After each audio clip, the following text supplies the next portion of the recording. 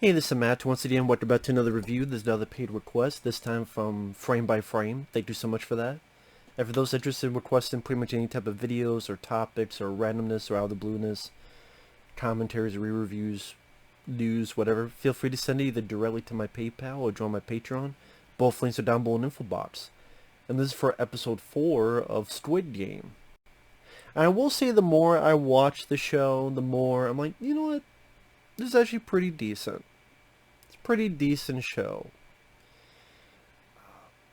And yeah, I would not give like 5 out of 5 stars, like a lot of people give it, but I will say the plot at least is a little bit interesting. At least they're doing a decent build up of some of the characters. At least the games, each one had their own unique feel to it, and it makes me intrigued to see what's going to happen next.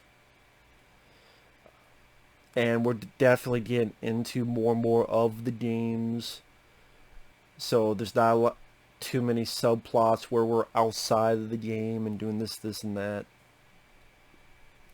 And the characters, you have the lead guy, who's the gambler, you have the old man, and they have kind of a nice friendship growing during these episodes. You have this one guy, Ali, who helped our lead guy in the first game. You have the pickpocket lady. You have this bit more of a crazy lady. You have the gangster guy. And you get a little bit more into the world game. For lunch, they'll only give it one soda and one egg. And then people start forming their own groups, their own factions. So that the gangster and others, they want more food, so they go in the line again, more food. So some people get nothing at all. And the gangster kills a guy, and they realize, wow, we did get away with this. And that's what did you call them the bad guys? That's what they want. Because at night, this big attack happens where lights are flickering. So if you have epilepsy, good luck with that. And people are trying to survive, and with the lights flickering, at times it's a bit hard to see what's going on, but it's not as annoying as I've seen done in other shows and movies.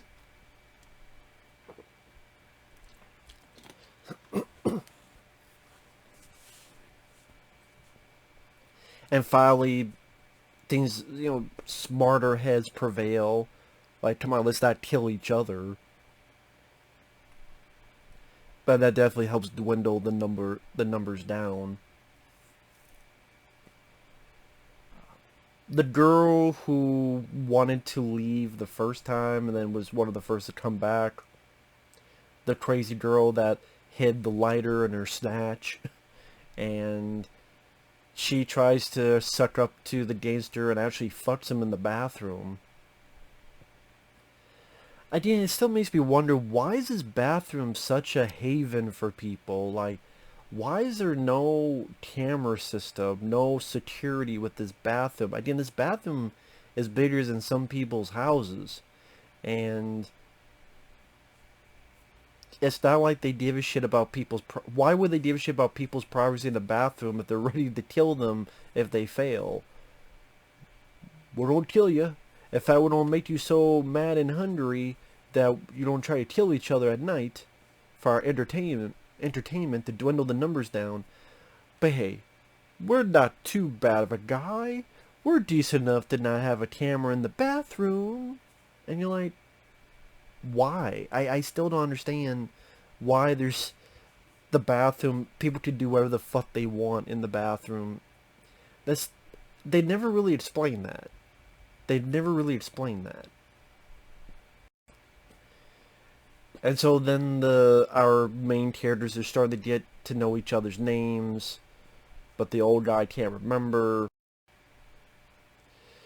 The cop who's in there that's undercover, one thing that's a little bit annoying is that I get that he's there to find his brother who's missing, but you were a cop still, and people are dying, and you're not doing anything. You're just standing by watching people die. Now granted, it's not like he could be John Rambo and kill everybody, But I'm like, what are you really doing here? Are you just gonna wander around and wait until everybody dies? And, well, I didn't find my brother, or maybe I did find my brother, or... I'm sitting there going, again, people are still dying. You're not really helping at all. It kind of... I don't want to say it makes me lose sympathy for the cop. I'm like, dude, you're still not doing anything. I just grab apartments like, what can he do? And I can't answer that question. Just if he does anything, there's 80 fucking bad guys ready to shoot him in the face. So I guess in fairness, I'm like, well, what can he do? Because in the little room that the workers stay in, there's a camera. If you go out, someone will shoot you. If you try to say something or do something, 50 other people will kill and shoot you. And then even if you try to warn someone, you don't know who's full of shit and who's not. So I guess the more I say it out loud, I guess there's really... It's just... Okay, you have this undercover cop, but he doesn't really do anything. And I get it, but for certain that doesn't bother me. But at the same time, I don't know what else you could do. So I really don't know what I'm saying about that. I pretty much well, technically you just say there were two games in this. One was the Battle Royale at night, try to survive for these 5 minutes. And the other is this tug of war. And our team's like, well, there's no way we can win, but the old man's like, well, we could do this, this, and this.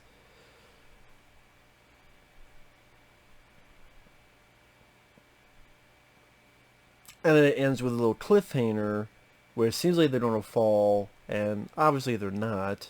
Yeah, wait until the next episode.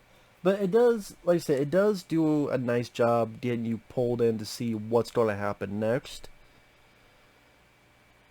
Where this is leading up to, who's going to live, who's not going to live.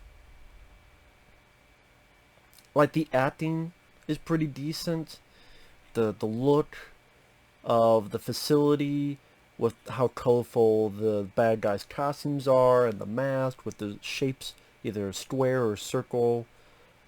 The way how some of these workers have their own businesses going on. Like, one of the contestants is a doctor, and I guess some of the workers have this background organ harvesting program for extra money. I guess the lead bad guy doesn't know what's going on, but in some, I guess they do this for extra money, where they bring this doctor in, and some of the people who've been killed harvest organs for the black market.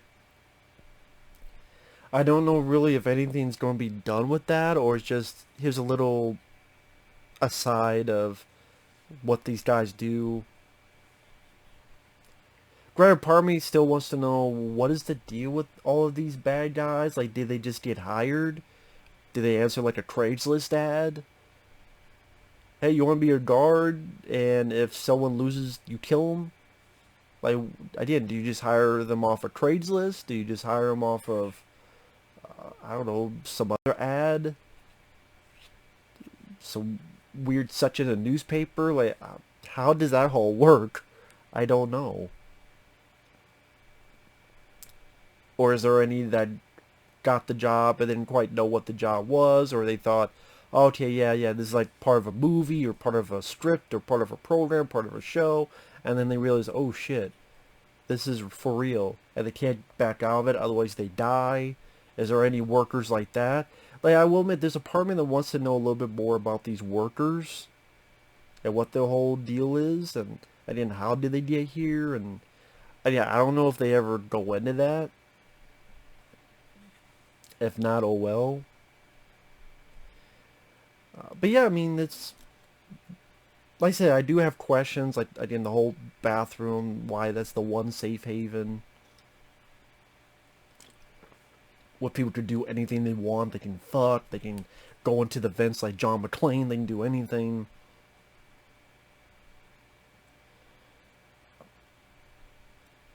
Yeah, at least the way it's detailed, it's not like a rip-off of Battle Royale. It's still its own identity. Yeah, there's stuff I like more, like The Running Man with Arnold Schwarzenegger, but with a lot of other stuff that's on Netflix and stuff that come out this year, this isn't too bad. This is actually pretty decent so far. And like I said, it does keep your interest to see what's going to happen next. And like I said, I've said this before, the way it's subtitled, some people say that's not exactly what the people are saying, and that it's the subtitles kind of misinterpreting bits and pieces of what is actually being said.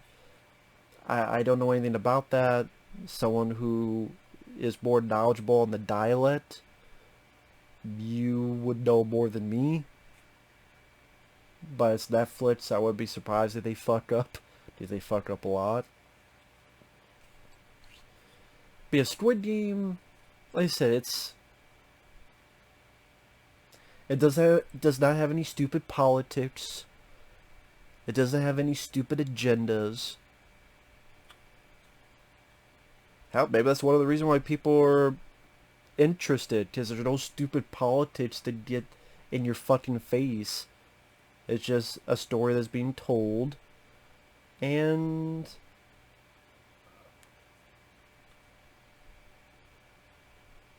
like I said, it does keep you at least interested to see what will happen next and how this all ends. Which I know there's talks of season 2 already. So there you go. But with that said, yeah, not too bad. Like I said, it's a good looking show. And the acting, I have no issues with it. And like I said, it does keep you wondering what will happen next. So, with that said, thanks for watching. Take care. We'll see you guys later. Bye-bye.